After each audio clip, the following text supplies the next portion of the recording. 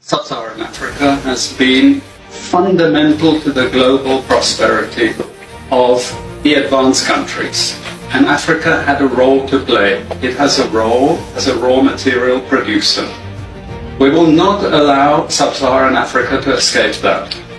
Okay, we do everything to keep Sub-Saharan Africa where it is, also impoverished.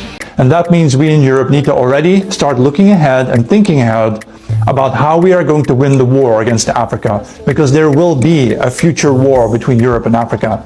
Hi guys, welcome back to our channel. In case you're new here, my name is Maren. And I'm Maureen. Yeah, so today guys, we want to react to a video that we found quite interesting on the internet, and this is exactly what we mean when we say black people, you need to wake up. Yeah, because recently, not only recently, palm-colored people have been talking. Palm-colored people have been talking, and we as black people are not listening. And I'm afraid that it might be too late when we decide to do something about it. Right. Have you guys realized how it's quite easy for palm-colored people to just come together and unite towards a certain goal? But why is it that when you come to the black community anywhere on the planet, right, it's very hard for black people to come together, unite, and move towards a cause? Because I think what the white supremacists did, I think colonization is still working, right? Right. And guys, when they usually tell you as black people to forget what happened in the past so that you can focus in the future, do you know that right now palm-colored people are teaching their children how to keep Africa oppressed, how to keep black people in general oppressed while we are sleeping? They're still using the same models, only that black people are still sleeping. It's why they cannot catch it. They say history always repeats itself, and that black history is what is lacking in today's society. But we're not going to talk too much, you guys. Let's just play you this video and then we come back and talk about it. Remember, if you have any comments or any thoughts, please leave it on the comment section, and those who have not subscribed, kindly consider doing so. Let's watch and then we come back and talk about it. It's absolutely vital for the prosperity of everyone else. So let's get clear about that. Okay? And this means all the economic structures, all the global institutions, and the economics we teach everyone is all designed to keep Africa exactly where it is. And whether it is Europe or US or now China, it's always the same. We need Africa to be impoverished because we need those raw materials and we need them dirt cheap. Okay, so that's the message. It doesn't mean to say that there's nothing Africans can do. Of course there is. This is what it's about. Because if Africa does do something different, I assure you living standards of all those in Europe and North America and Asia is going to fall. Okay? And that is a big price to pay. I assure you that the West is not going to allow that without a big fight. Okay? So the job of many Western academics is to convince Africans they have to keep doing what they're doing. Okay? And to show them it's your fault that you're poor. It's not our fault.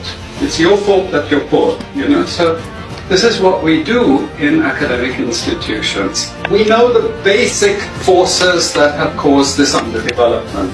We know it's colonization. We cannot afford to allow Africa to industrialize and start producing manufactures. Okay, so we will do everything to stop that. And I'm going to show you how we actually block that. We had East Asian rapid industrialization processes. So in the earlier period, we had Japan and Korea and Taiwan. Okay, rapid growth, sucking in raw materials from Africa, driving up the prices. After those countries finished industrialization, then Sub-Saharan African growth rate again fell. Sub-Saharan Africa is condemned to this role, just the supplier of raw materials, not a manufacturer. The currencies are collapsing of these countries, and many of them are Sub-Saharan African countries. After colonization ended, we needed new structures to keep these countries where they were. Okay? And the first of those is aid. Okay, we give them aid. Aid for what? Actually, we give them aid to keep repressive regimes in power. That's all. All the hypocrisy about transparency and democracy and bullshit like that, it's all bullshit. But it would go to country after country offering loans. And if the president did not accept the loan, they were killed. It's just economics. It's economic warfare. The rich declare war on the poor. It happens everywhere. It happens in a country. The rich control the government. Of course they do. You really believe you have democracy? Come on. I mean, grow up. Who has all the subsidies and income support? US, Europe. The largest budgets in the world for supporting their farmers are Europe and US. You see, we're keeping them dependent. We're keeping them on a string. This next round of the WTO is designed to block that. To block anyone else getting on top of the ladder. Now, Africans, I hope you heard and understood what he just said. This nihilistic narcissist, haunted by demons and delusions, says, quote and unquote, there will be a future war between Europe and Africa. Listen again. There will be a future war between Europe and Africa. You heard him, right? Okay. While your Africans fight one another over jollof rice, generator, AFCON, and Amapiano, some Dutch dimwit is preparing the minds of his people for a potential war against all of you, irrespective of your jollof rice, irrespective of your electricity, irrespective of your Afrobeat. Now, have you ever paused for a minute to even ponder the reason for this clarion call for a potential European war against Africa? Do you know why the West is so afraid of Africa in the next 10 years? Why they are so afraid? No, but let me tell you, it's because some African youths, I'm one of them, we are already waking up and breaking free from the mental shackles of the West. So while you sit there behind your keyboards, while you sit there behind your phone screens to impishly type damaging, derogating, vituperative and invective things about your fellow African brothers and sisters in their countries, while you fight one another over whose jollof rice is the best, or who has the best football team in this AFCON, electricity supply, or the best English accent. Like, seriously? English accent, a colonizer's language. Now, while you bash and drag other Africans who are also victims of the same system you are a victim of, but probably because you are more of a house Negro.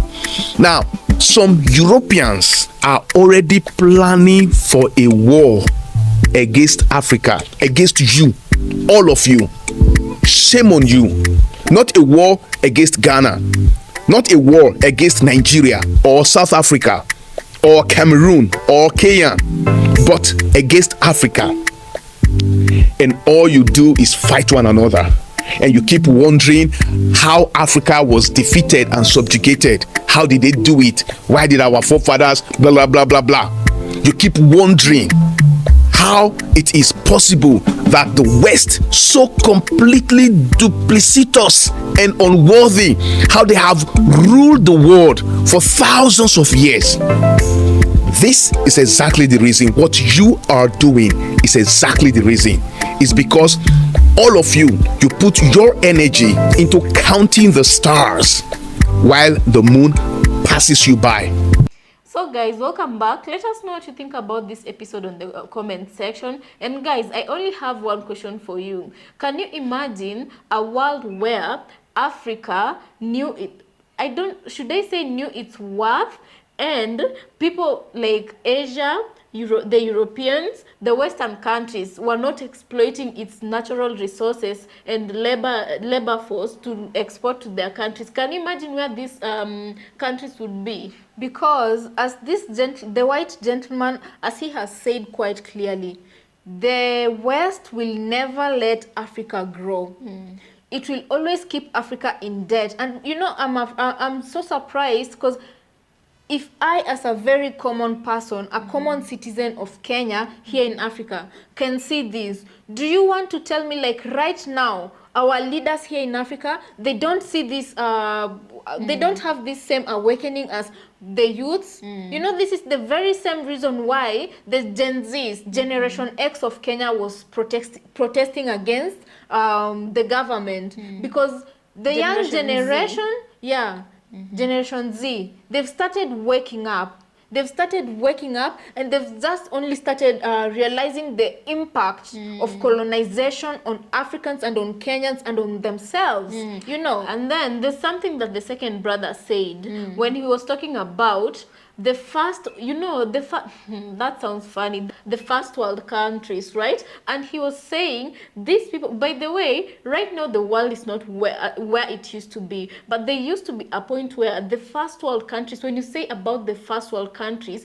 you mean a place, at least where, as in our Africans, minds, what we were told, what was painted, a place where there's no litter in the streets. You know, right now I can't say the same. A place where they can never ever miss electricity. You understand what I'm saying? A place where water was not a problem. A place where unemployment was not an issue. You understand? And why is this? The guy says these first world countries are able to live a luxurious life because of what they're doing in their Africa. Governments are exploiting Africa. Yeah, and you and know, what's the effect of that? No, just say that and then I... And you know, a very interesting point that I had was that when the first world countries come to give Africa loans, if there's a president who doesn't want the loan and rejects the loan, they off him, you know, they unalive that president. And I just can't help but wonder, Ibrahim Traore on countless occasions has refused the help from the Western world, you know. And for that, last I heard, there was already 5 attempts on his life, you know. So then the biggest question is, how does Africa protect itself from these I wish we had more Ibrahim Traore leaders in Africa. Yeah, and you guys, definitely. Yeah, another thing I wanted to ask Maureen, after the first world countries, they're not done exploiting Africa, yeah? So after they've exploited Africa, and they're the very first people talking about how Africa is unsafe, how Africa is languishing in poverty, how Africa has all sorts of diseases. But you guys, you look at a situation where they're really, let's talk about Tesla. Elon Musk, right? Let's talk about the iPhone company, what is happening in Congo, and then compare the two countries, okay? And look at what they're doing in Africa in order for them to get their best valuable product at a throwaway price or at that cheap, you know. And right Just now, because- guys, I don't know, I can't help but wonder also again. Right now, it's not just America versus Africa or Europe versus Africa.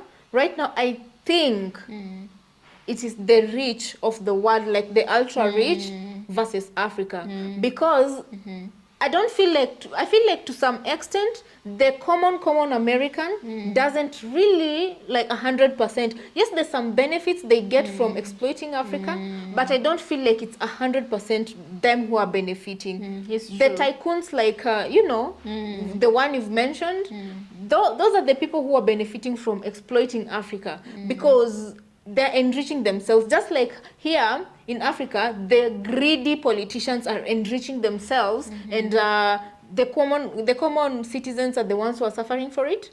I feel like in America and the first world, the Kina Macrons and all of them, they're the only ones who are benefiting from the minerals and all, because when they come and steal the minerals and go to sell it abroad, of course they're not going to give their people for free over there. You get what they're going to do is they're going to sell it, and they're the ones enriching themselves.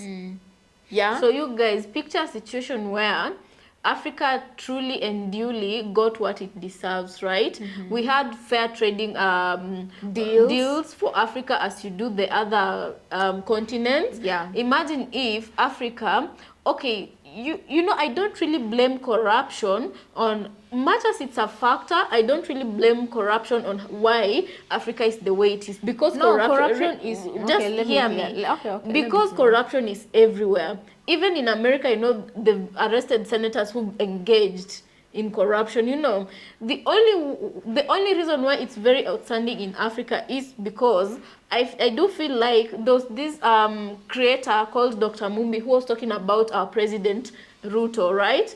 We know he's a very, like, his corruption is on another level, right? Allegedly, yeah. And they've never arrested him, so it's allegedly on another level, right? But as Dr. Mumbi was, I'm just paraphrasing, was saying, even if Ruto wanted to do right by Kenyans at this point, he really can't. You know why? Because he's in too deep, and the crimes he's committed, because you guys know, allegedly. So, before William Samoei Ruto became the Kenyan's president, there was a point in his political career, he was taken to the ICC, right? And what was the charges? Crime against humanity. Where is he now? He's the president of Kenya, right? So according to Dr. Mumbi, she explains that the puppeteers, the puppet masters, the powers that be, they made the evidence of what he had done disappear, right? But they can make it appear if he doesn't dance to their tune. Exactly.